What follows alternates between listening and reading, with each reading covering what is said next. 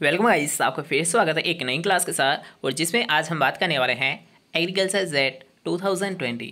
Agriculture का जो आपका पेपर हुआ था, मतलब जेड 2020 का जो आपका पेपर हुआ था, उसका एग्रीकल्चर वाला पोर्शन हम यहाँ पर कवर करेंगे विद डिटेल। ठीक है, जितने भी यहाँ पर क्वेश्चंस बनते हैं जो आपके क्वेश्चन एग्जाम में पूछे जा सकते हैं, ठीक है, तो याद रखिएगा। स्पेशल तौर पर उनको यहाँ पर ज़रूर बोलना चाहूँगा कि अगर आप जेट ICAR BHU या फिर एग्रीकल्चर सुपरवाइजरी तैयारी कर रहे हो तो ये पेपर आपके लिए काफ़ी इंपॉर्टेंट है।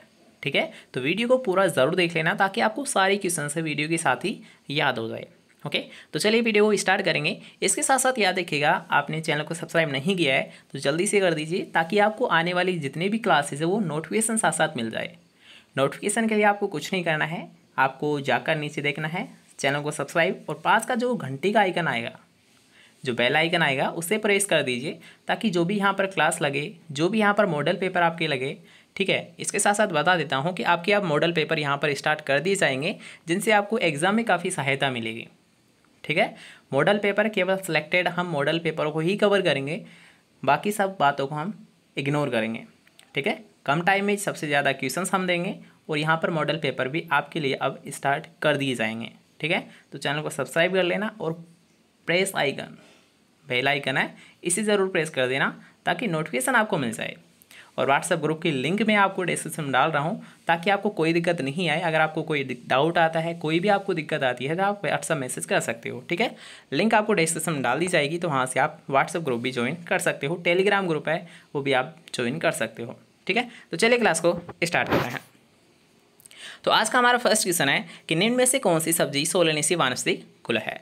अब याद रखिएगा, यहाँ पर पूछा गया सोलेनेसी कुल की कौन सी है, तो ऑप्शन के अकॉर्डिंग यहाँ पर क्वेश्चन पूछा गया था और ऑप्शंस के अकॉर्डिंग आपका राइट आंसर था बैंगन।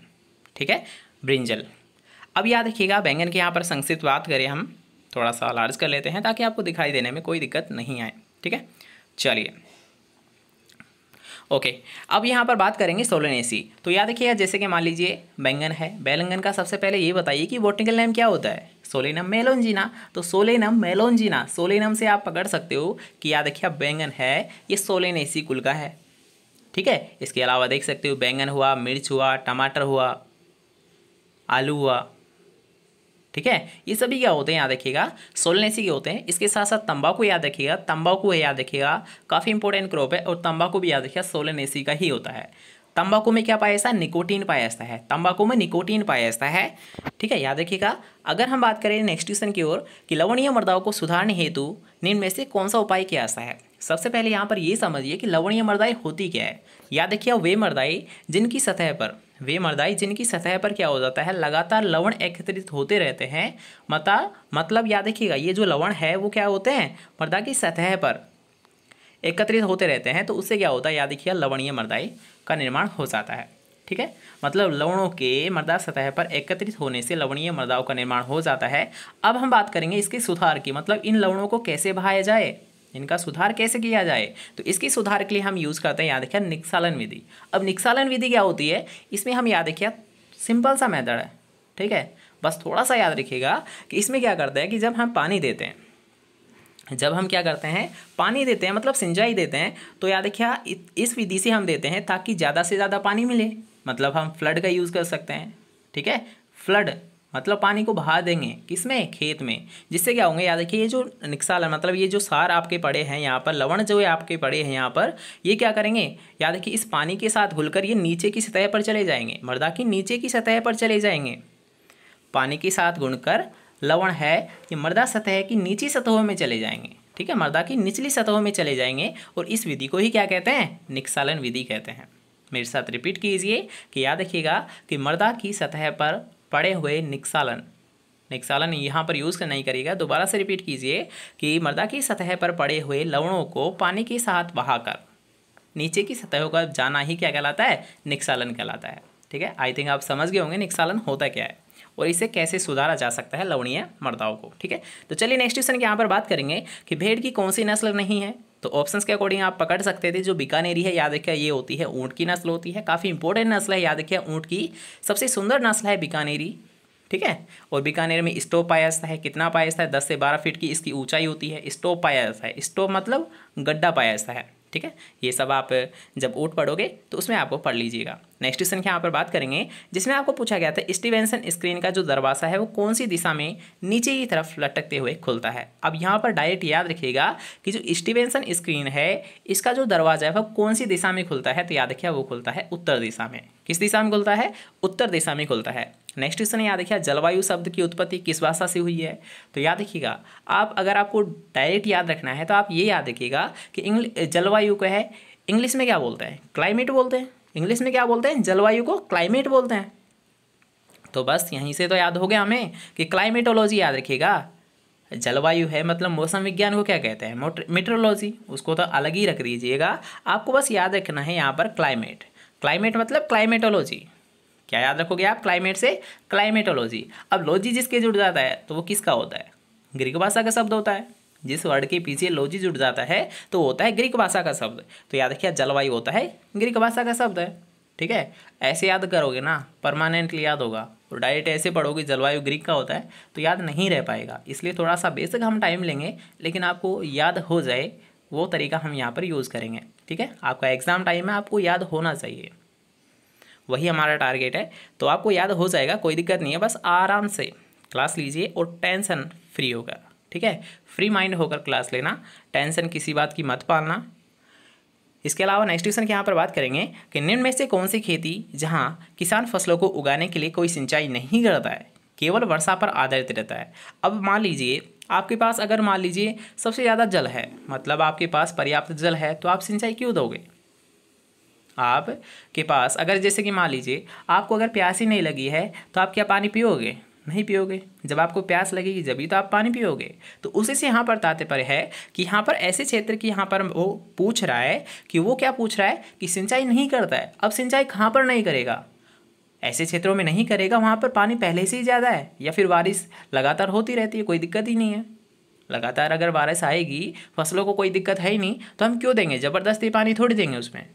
तो बस, तो याद रखिए वो क्षेत्र होते हैं रेनफेड। रेनफेड का मतलब होता है जहाँ पर याद रखिएगा 750 से 1150, फिर याद डायरेक्ट याद रखिएगा कि 1150 से ज़्यादा बारिश होती है, 1150 मिलीमीटर से भी ज़्यादा बारिश होती है, वो होते हैं रेनफेड क्षेत्र। ठीक है, बारानी खेती जिसे हम बोल सकते हैं। तो अगर रेनफेड, ठीक है, जो रेनफेड है वहाँ पर याद रखिए कोई सिंचाई की ज़रूरत नहीं होती है, वहाँ पर पहले से ही पर्याप्त मात्रा में बारिश होती रहती है, वर्षा होती रहती है। नेक्स्ट क्वेश्चन के यहाँ पर बात करेंगे कि निम्न में से कौन सी शरद ऋतु की फसल है, तो वो होती है चना है। नेक्स्ट क्वेश्चन के यहाँ पर बात करेंगे कि निम्न में से किस फसलों में दानों में गम पाया जाता है, मतलब गम मतलब होता है गोंद।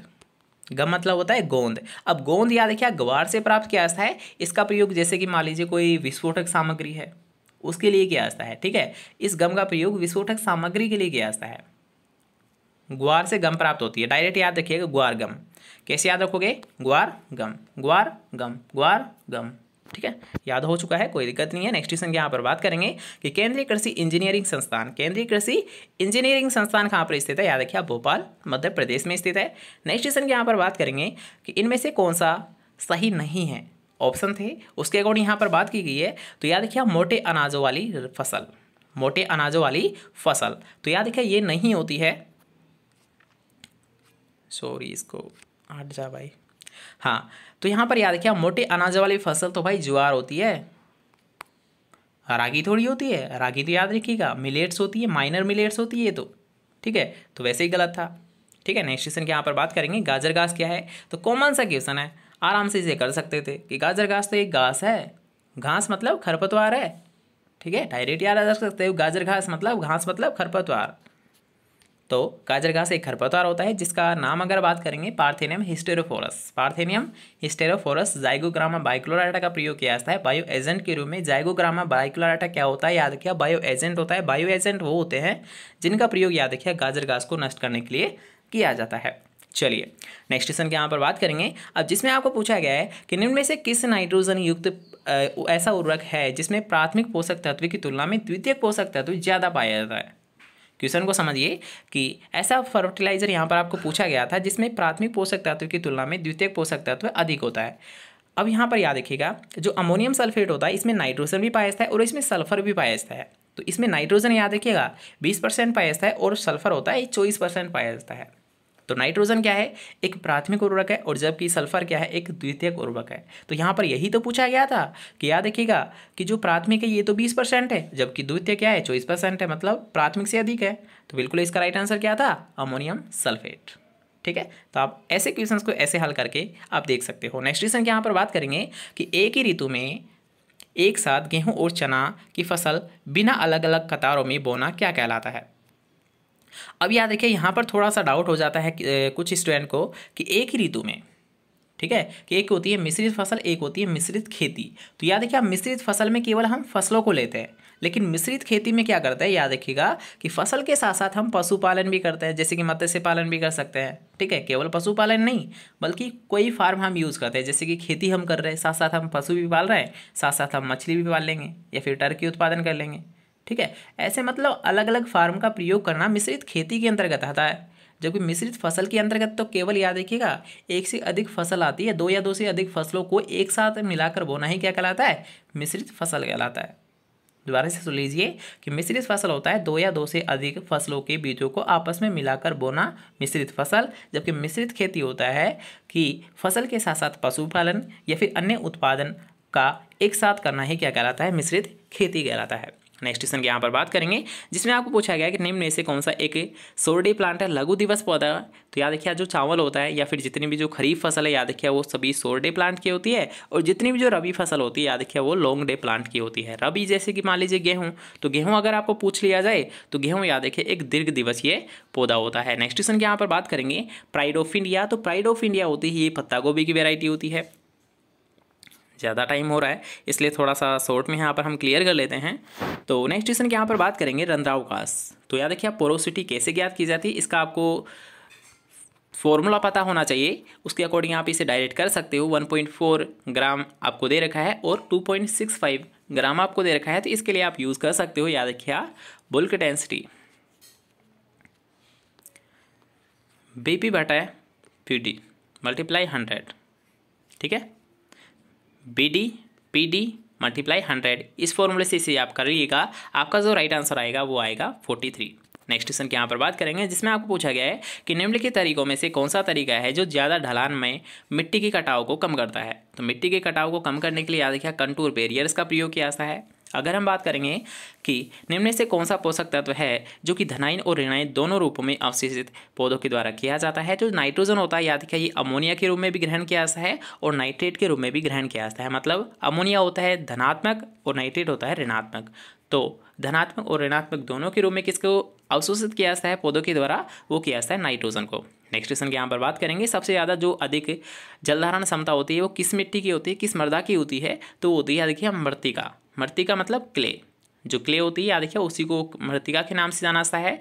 तो सबसे ज़्यादा किसकी होती है, जलधारण क्षमता क्ले या मृत्तिका की होती है। इसबगोल है, इसबगोल का नाम होता है प्लांटेगो ओवेटा। अगर हम बात करेंगे पपीता के केस में तो पूसा नाना होती है याद रखिए, काफ़ी ड्वार्फ वेराइटी होती है जिसमें हम जो क्या रखते हैं, स्पेसिंग रखते हैं 1.25 से 1.25 के मध्य इसकी स्पेसिंग। तो नेक्स्ट क्वेश्चन यहाँ पर बात करेंगे अब जिसमें आपको पूछा गया है कि निम्न में से कौन सा मुक्त जीवित नाइट्रोजन फिक्सेशन माइक्रोब्स नहीं है। तो यहाँ पर याद रखिए ऑप्शंस के अकॉर्डिंग आपका जो राइजोबियम है ये राइट आंसर है। अब क्यों है इसका रीज़न आप जान लीजिए कि याद रखिए राइजोबियम है, आपने देखा होगा जो राइजोबियम होता है ये होता है लेगुमिनेसी जो दलहनी फसल होती है उनके साथ ही जुड़ा होता है। दलहनी फसल है उनकी जड़ों के साथ याद रखिए राइजोबियम मिलकर नाइट्रोजन का फिक्सेशन करता है। मतलब याद रखिए ये एक फ्री वाला नहीं है, मतलब अकेला नहीं करता, ये दलहनी फसलों के साथ मिलकर करता है। ठीक है, इसलिए याद रखिए एक सहजीवी का एग्जाम्पल है। तो इसका राइट आंसर क्या था आपका राइजोबियम। ठीक है, तो याद रखिएगा। नेक्स्ट क्वेश्चन के यहाँ पर बात करेंगे कि शकरकंद। तो शकरकंद यहाँ पर पूछा गया था युग में कौन सा सही नहीं है। मतलब आपको फैमिली दे रखी थी, एक साइड आपको फसल दे रखी थी। तो यहाँ पर याद रखिएगा कि जो शकरकंद है इसका चिनोपोडियेसी तो नहीं होता, लेकिन सर क्या होता है ये बता दीजिए। तो याद रखिए शकरकंद का होता है कॉन्वोलेसी होता है। कौन सा होता है, कॉन्वोलेसी होता है। लेकिन अगर हम बात करें जैसे कि चिनोपोडियेसी तो ये किन का होता है सर, ये भी बता दीजिए। तो याद रखिएगा जो चिनोपोडियेसी होता है ये होता है जैसे कि मान लीजिए आप यहाँ पर पालक ले सकते हो, चुकंदर आप ले सकते हो। ठीक है, दो काफ़ी इंपॉर्टेंट है, जैसे कि बथुआ भी आप ले सकते हो। बथुआ भी याद रखिए चिनोपोडियेसी का होता है। दोबारा से देख लीजिए कि चिनोपोडियेसी बथुआ, पालक और चुकंदर का होता है, और शकरकंद का क्या होता है, कुल कॉन्वोलेसी होता है। ठीक है, क्वेश्चन क्लियर होता है। नेक्स्ट क्वेश्चन के यहाँ पर बात करेंगे उससे पहले अगर आपको वीडियोस पसंद आ रही है तो यार वीडियो को लाइक ज़रूर कर देना। इसके साथ साथ अभी तक आपने वीडियो को शेयर नहीं किया है चैनल को सब्सक्राइब नहीं किया या फिर प्रेस आइकन नहीं दबाया है, ठीक है, घंटी ज़रूर दबा देना। फिर ये मत कहना सर जी आप नोटिफिकेशन नहीं देते हो, कब आप लाइव आते हो, ये सारी बहुत सारी आप कमेंट कर रहे हो। तो इसका एक ही सॉल्यूशन है, आप चैनल को सब्सक्राइब कीजिए और जो नोटिफिकेशन आता है उसको ऑल पर सेलेक्ट कर लीजिए। मतलब घंटी दिख रही होगी, इस घंटी को दबा दीजिए, ठीक है। घंटी दबाओगे तभी तो आपके पास नोटिफिकेशन आएगा, अदरवाइज़ नहीं जाएगा। तो उसे आप चेक कर लीजिए, आपके पास नोटिफिकेशन आ जाएगा। इसके अलावा टाइमिंग की अगर मैं बात करूँ तो सुबह आपका टाइम रखा गया है 10:15, 10:30 भी हो सकता है, लेकिन आपका जो टाइम है ये 10:15 बजे है। और शाम का आपका टाइम है, याद रखिए, ये 8:30 बजे है, ठीक है। शाम आपकी जो क्लास लगेगी ये लगेगी 8:30 बजे और सुबह आपकी क्लास रहेगी ये रहेगी 10:15 पर, ठीक है। तो टाइम से प्रेजेंट हो जाना है और क्लास को याद रखें, एक भी क्लास को आपको नहीं छोड़ना है, क्योंकि हम क्वेश्चन करेंगे काफ़ी कम समय में ज़्यादा से ज़्यादा क्वेश्चन को कवर करेंगे, जो कि आपकी एग्ज़ाम के लिए काफ़ी हेल्पफुल रहेंगे, ठीक है। तो बिना कोई टाइम वेस्ट किए केवल क्वेश्चन को करेंगे सबसे कम टाइम में। जितने भी एग्रीकल्चर जितने भी यूट्यूबर्स चल रहे हैं उनकी बतौर तो सबसे कम टाइम अपन ही ले रहे हैं, ठीक है। ये तो आप भी देख रहे होंगे, हम भी देख रहे हैं।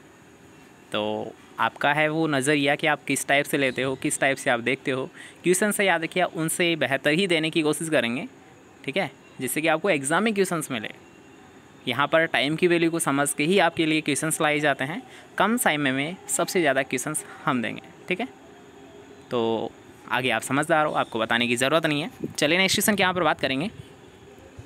नेक्स्ट क्वेश्चन आपको पूछा गया था कि निम्न में से कौन सा खरपतवार बुआई के बाद अंकुरण से पहले, मतलब डायरेक्ट आप याद रखिएगा, अंकुरण से पहले जो भी वीडीसाइड है उनको आपको बिल्कुल याद रख लेना है। एक तो याद रखिए आप बुआई से पहले यूज़ करते हैं, एक करते हैं अंकुरण से पहले, एक करते हैं अंकुरण के बाद। तो याद रखिए इन सभी को रट लेना, क्योंकि यहाँ से एक पक्का क्वेश्चन पूछता है, ठीक है। और एग्रीकल्चर सुपरवाइजर या फिर कोई सी भी आप एग्ज़ाम दे रहे हो, सभी में याद रखिए यहाँ से एक क्वेश्चन पक्का आएगा, ठीक है। तो सभी को रट लेना। और यहाँ पर एग्जाम्पल की मैं बात करूँ अंकुरण से पहले, तो पेंडामेथिलिन याद रखिए सबसे ज़्यादा इंपॉर्टेंट है। पेंडामेथिलिन का जो प्रयोग किया जाता है ये दलहन और तिलहन दोनों के लिए किया जाता है, ठीक है। चलिए नेक्स्ट क्वेश्चन की यहाँ पर बात करेंगे, जिसमें आपको पूछा गया है कि मैंगनीज़ की विषाक्तता, मतलब मैंगनीज़ जब अधिक हो जाता है तो ऐसा कौन सा न्यूट्रेंट है जिसकी कमी हो जाती है। मतलब मैंगनीज़ तो अधिक हो रहा है और कौन सा ऐसा तत्व है जो कि कमी हो रहा है, तो वो कौन सा होता है, याद रखिए वो होता है जिंक होता है। आप इसे कैसे याद रख सकते हो, मंजन, ठीक है, मंजन से याद रख सकते हो। मतलब मैंगनीज जब बढ़ेगा तो जिंक कम हो जाएगा, आसानी से याद रख पाओगे। चलिए नेक्स्ट क्वेश्चन यहाँ पर बात करेंगे कि निम्न में से किस वैज्ञानिक प्रक्रिया द्वारा फसलीय पौधों को कुछ वांछित पोषक तत्वों से समृद्ध किया जा सकता है। तो ये एक याद रखिए बायोफोर्टिफिकेशन की क्रिया होती है, बायो से संबंधित थोड़ा सा एक क्वेश्चन है। तो चलिए नेक्स्ट क्वेश्चन यहाँ पर बात करेंगे कि निम्न में से कौन सी गाय की नस्ल का मूल स्थान भारत नहीं है। तो सबसे जितने भी ऑप्शंस थे बाकी सब भारत की थी, लेकिन जो जर्सी है याद रखिए जर्सी द्वीप की है, आप जानते होंगे। याद रखिए एक विदेशी नस्ल है जर्सी द्वीप की है, जिसका प्रयोग सबसे ज़्यादा याद रखिएगा जो संकर नस्ल प्राप्त की जाती है उनके लिए इसका प्रयोग किया जाता है। अगर आपको पूछ लेता है कि विदेशी नस्लों में सबसे ज़्यादा किसका प्रयोग किया जाता है, तो जर्सी गाय का ही प्रयोग किया जाता है, ठीक है। नेक्स्ट क्वेश्चन की यहाँ पर बात करेंगे, जिसमें आपको पूछा गया है कि निम्नलिखित में से कौन सी सिंचाई की विधि सूखे क्षेत्रों के लिए सबसे उपयुक्त है। तो याद रखिए यहाँ पर पूछा गया है सूखे क्षेत्र। अब सूखे क्षेत्रों से आपका क्या संबंध है, तो सूखे क्षेत्रों से संबंध होता है याद रखिएगा कि वे क्षेत्र जहाँ पर पानी की कमी है। कॉमन सी बात है कि वे क्षेत्र जहाँ पर पानी की कमी है वो होते हैं सूखे क्षेत्र। तो सूखे क्षेत्र में हम याद रखिए उस विधि का यूज़ करेंगे जिसमें पानी की तो खपत नहीं हो, मतलब पानी है जितना भी मिले वो फसल को ही मिले, बाकी वेस्ट नहीं हो, तो उसको हम बोलेंगे सूखे क्षेत्र या फिर उच्च विधि, ठीक है। विधि को हम यूज़ करेंगे वो भी याद रखिए बौछारी विधि। अब याद रखिए यहाँ पर पूछा गया सूखे क्षेत्र, तो सूखे क्षेत्र के लिए याद रखिएगा आप जो स्प्रिंकलर है, फव्वारा जिसे आप बोलते हो, या फिर बौछारी सिंचाई विधि जिसे आप बोलते हो वो यूज़ करिएगा। लेकिन अगर आपको यहाँ पर पूछ लेता है लवणीय मृदाओं के लिए या फिर लवणीय सारीय मृदाओं के लिए, तब आपका राइट आंसर चेंज होएगा थोड़ा सा कि लवणीय और सारीय मृदाओं के लिए याद रखिए जो आप बूंद बूंद सिंचाई विधि जानते हो, जिसे हम ड्रिप विधि भी बोलते हैं, टपक विधि भी जिसे हम बोलते हैं, ठीक है। तो ये विधि है लवणीय और सारीय मृदाओं के लिए काफ़ी अच्छी है। शुष्क क्षेत्रों के लिए फव्वारा काफ़ी अच्छी मानी गई है, ठीक है। दोनों क्वेश्चन से आपको काफ़ी इंपॉर्टेंट है, दोनों को याद रखिएगा। नेक्स्ट क्वेश्चन के यहाँ पर बात करेंगे क्रैकिंग किस प्रकार की मृदा की समस्या होती है। तो याद रखिए क्रैकिंग, सबसे पहले ये समझिए कि क्रैकिंग होती किसमें। आप अगर समझ गए ना, आपको रटने की ज़रूरत नहीं है, जितने भी क्वेश्चन आपको वीडियो के साथ कवर हो जाएंगे, इतना तो मैं गारंटी लेता हूँ। अगर आपने थोड़ा सा भी यहाँ पर माइंड रखा क्लास में, ठीक है, बातें मत करिएगा, मैं यहाँ पर लाइव नहीं देखता हूँ आपको, तो आपके ऊपर डिपेंड करता है आप कमेंट क्या कर रहे हो। अगर आपको लगता है कि कोई स्टूडेंट है जो कि कमेंट में बकवास कर रहा है, पढ़ नहीं रहा है, डिस्टर्ब कर रहा है दूसरे को, तो बिल्कुल आप डायरेक्ट कमेंट कर दीजिएगा, उसे चैनल से हटा दिया जाएगा। ठीक है, कोई भी ऐसा अगर बंदा मिलता है जो कि दूसरों को डिस्टर्बेंस कर रहा है, तो यहाँ पर ऐसे स्टूडेंट की कोई ज़रूरत नहीं है। केवल यहाँ पर पढ़ाई करो तो ही रहो, अदरवाइज़ कोई ज़रूरत नहीं हमें यहाँ पर भीड़ की। ठीक है, क्वालिटी हमें चाहिए, क्वांटिटी नहीं चाहिए। तो इतना आप भी समझ लीजिएगा। ये आपका पनिशमेंट भी हो सकता है। अगर आप यहाँ पर बात कर रहे हो, दूसरे को आप डिस्टर्ब कर रहे हो, तो बिल्कुल आपको चैनल से हटा दिया जाएगा। इसके लिए आप खुद जिम्मेदार होंगे, पहले ही वार्न कर रहे हैं। ठीक है, तो ध्यान रखिएगा, जब भी क्लास लेते हो केवल पढ़ाई से संबंधित आप बात कर सकते हो, कोई दिक्कत नहीं है, लेकिन बाकी सभी बातें नहीं। ठीक है, चलिए क्वेश्चन की हम बात कर रहे थे क्रैकिंग। तो क्रैकिंग का मतलब होता है, याद रखिए, काली मर्दाई। काली मर्दाओं से संबंधित होता है, लेकिन कैसे सर ये भी बता दीजिए। तो याद रखिए, जो काली मर्दाई होती है, अभी आपने देखा होगा कि जो काली मर्दाई, इनमें पानी भरा है। जैसे कि मान लीजिए इन पे पानी भरा है, तो पानी भरने पर क्या होता है? पानी भरने पर तो कुछ नहीं होता सर।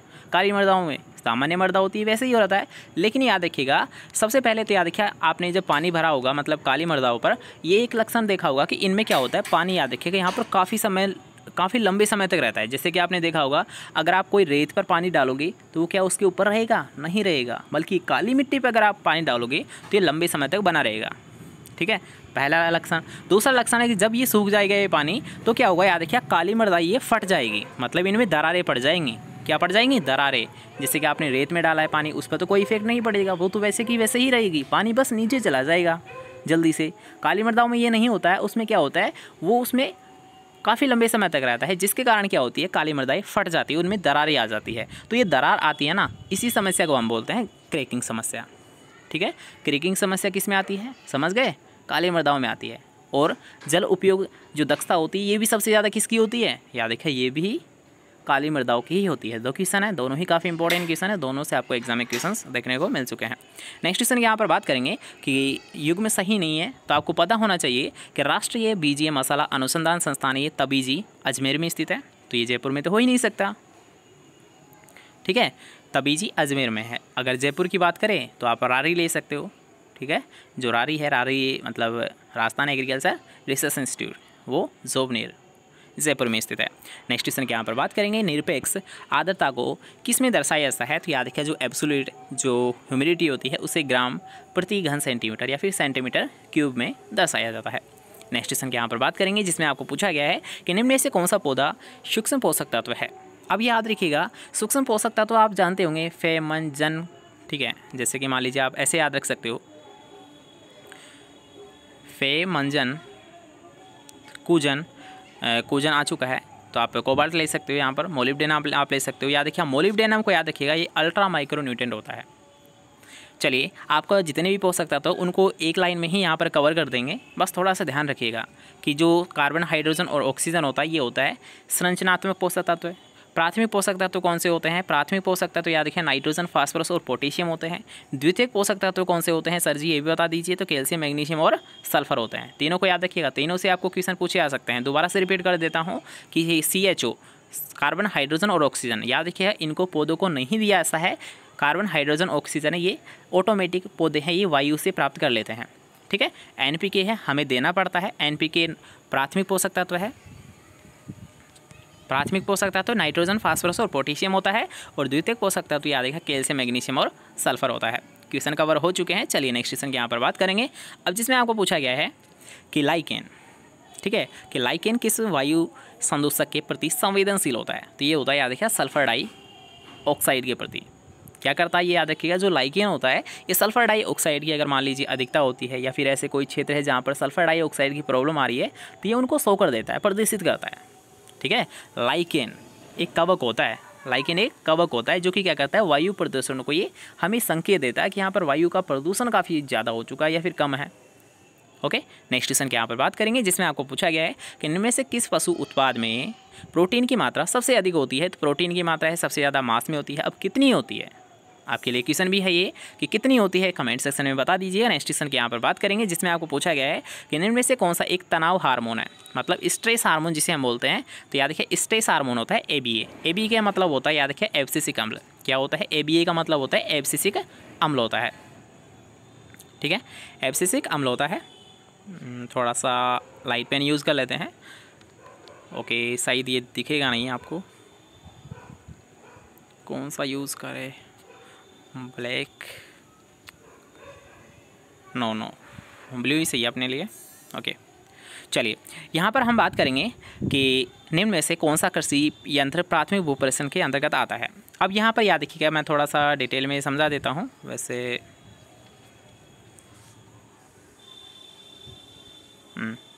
Okay, done. यहाँ पर पूछा है प्राथमिक भूपरिष्करण, मतलब जिसे हम बोलते हैं प्राइमरी टिलेज। तो प्राइमरी टिलेज के अंतर्गत याद रखिए डिस्क प्लो आता है, हल को हम प्लो बोलते हैं, प्लाव या प्लो जो बोलते हैं। अब याद रखिए यहाँ पर एक होते हैं प्लाव, जितने भी आप प्लाव यूज़ करते हो, जैसे कि एमबी प्लाव हुआ, डिस्क प्लाव हुआ, ठीक है, और एक होता है हैरो। अब यहाँ पर आप कैसे डिफरेंस पैदा करोगे, ऑप्शन आप देख लीजिएगा। प्लो आ रहा है, हमें क्या पूछा गया, मतलब प्लो पूछा गया या फिर हैरो पूछा गया है। अगर आपको प्लो पूछा जाता है तो आप डायरेक्ट याद रखिएगा प्राइमरी, मतलब प्राथमिक भूपरिष्करण के अंतर्गत जितने भी जो प्लो है, जितने भी आपके प्लाव है, जितने भी हल है, वो सारे याद रखिएगा प्राइमरी मतलब प्राथमिक भूपरिष्करण के अंतर्गत ही आएंगे। और द्वितीय के अंतर्गत जितने भी जो हैरो है ना, ये सारे द्वितीय के अंतर्गत ही आएंगे। समझ गए ना, प्राथमिक के अंतर्गत जितने प्लो है वो सभी आएंगे, और द्वितीय के अंतर्गत जितने भी हैरो है वो सभी आ जाएंगे। इसके अलावा एक एग्जाम्पल है जो कि प्राथमिक और द्वितीयक दोनों में आता है, और वो होता है रोटावेटर। क्या होता है, रोटावेटर होता है। प्राथमिक और द्वितीयक दोनों परिष्करण के अंतर्गत आता है, रोटावेटर आता है। नेक्स्ट क्वेश्चन की यहाँ पर बात करेंगे, जिसमें आपको पूछा गया है ग्लेडियोलस। तो ग्लेडियोलस जीसी तो जानते हो, जीसी का याद रखिएगा। बस ग्लेडियोलस कॉर्म से होता है, कॉर्म को याद रखिएगा घनकंद बोलते हैं हिंदी में, कॉर्म को हिंदी में घनकंद बोलते हैं। वैसे तो याद रखिए डाइट आप याद रख सकते हो, जीसी मतलब ग्लेडियोलस का जो प्रवर्धन होता है ये कॉर्म के द्वारा होता है। शॉर्ट ट्रिक भी आप मान सकते हो, जैसे आपको याद रहे वैसे आप मान सकते हो। नेक्स्ट क्वेश्चन की यहाँ पर बात करेंगे कि निम्न में से कौन सा मिट्टी बनाने का कारक है जिसमें ऊंचाई और ढलान मिट्टी के संचय को निर्धारित करती है, तो वो होती है रिलीफ। ये काफ़ी नया क्वेश्चन है, आप याद रखिएगा कि निम्न में से कौन सा मिट्टी बनाने का कारक है जिसमें ऊंचाई और ढलान मिट्टी के संचय को निर्धारित करते हैं, तो वो होते हैं रिलीफ। नेक्स्ट क्वेश्चन के यहाँ पर बात करेंगे कि निम्न में से कौन सा फल है जिसका अवलेह मतलब जेली, जैम मतलब फलपाक। जैम को याद रखिए आप फलपाक बोलते हैं, जेली को अवलेह बोलते हैं। जेली को अवलेह बोलते हैं, जैम को फलपाक बोलते हैं। तो याद रखिए यहाँ पर पूछा गया अवलेह, तो अवलेह याद रखिए अमरूद से बनाया जाता है, अधपके अमरूद का। किसका, अधपके, जो कि आधा पका हुआ होता है उसका काफ़ी अच्छा बनता है। क्या बनता है, सर जी जेली बनती है। नेक्स्ट क्वेश्चन के यहाँ पर बात करेंगे कि मिट्टी की खेती करने, फसल उगाने, पशुओं को पालने की कला और विज्ञान को क्या कहा है। आपको बताया था कि जो खेती होती है, या फिर जिसे आप बोल सकते हो मिश्रित खेती, तो याद रखिए खेती के अंतर्गत क्या किया जाता है, फसल तो हम लेंगे ही, इसके साथ साथ हम पशुपालन कर सकते हैं, कोई मत्स्य पालन हम कर सकते हैं, कोई सा भी ऐसा फार्म है, मतलब फसल के साथ साथ हम पशुपालन भी करेंगे, मछली उत्पादन भी कर सकते हैं, हम टर्की उत्पादन भी कर सकते हैं। ठीक है, कोई सा भी हम फार्म अगर यूज़ कर रहे हैं तो इन सभी को ही याद रखिएगा, मिलजुल कर हम क्या बोलेंगे, खेती बोलेंगे, या फिर मिश्रित खेती हम बोलते हैं। याद रहेगा। चलिए 60 क्वेश्चन आते हैं आपके, 40 क्वेश्चन ही आते हैं, वो 60 तो आपके सुपरवाइज़र में आएंगे। तो आई थिंक आपको ये यहाँ पर क्वेश्चंस पसंद आए होंगे। सारे क्वेश्चंस से सारे डाउट है आपके यहाँ पर क्लियर कर दिए हैं। तो अगर आपको फिर भी कोई डाउट है तो आप कमेंट सेक्शन में हमसे पूछ सकते हो। व्हाट्सएप ग्रुप की लिंक मैं आपको डिस्क्रिप्शन में डाल रहा हूँ, वहाँ पर व्हाट्सएप ग्रुप आप ज्वाइन कर सकते हो। टेलीग्राम है, टेलीग्राम भी आप ज्वाइन कर सकते हो। ठीक है, तो देखते हैं, मिलते हैं नेक्स्ट क्लास के साथ। जब तक लिए लाइक कमेंट ज़रूर कर देना, और कमेंट करके ज़रूर बताएं कि क्लासेस आपको कैसी लगती है। ठीक है, और क्लास का टाइम दोबारा से बता देता हूँ, सुबह 8:15 और शाम को आपकी जो क्लास है ये आपकी 8:30। सुबह आपकी 10:15 और शाम को आपकी 8:30 बजे, मतलब 8:30 पर आपकी क्लास स्टार्ट हो जाएगी। तो क्लास पर प्रेजेंट हो जाना। ओके, चले मिलते हैं नेक्स्ट क्लास के साथ। जब तक ले अच्छे से रहिए, अच्छे से पढ़िए। Bye bye, take care, good night.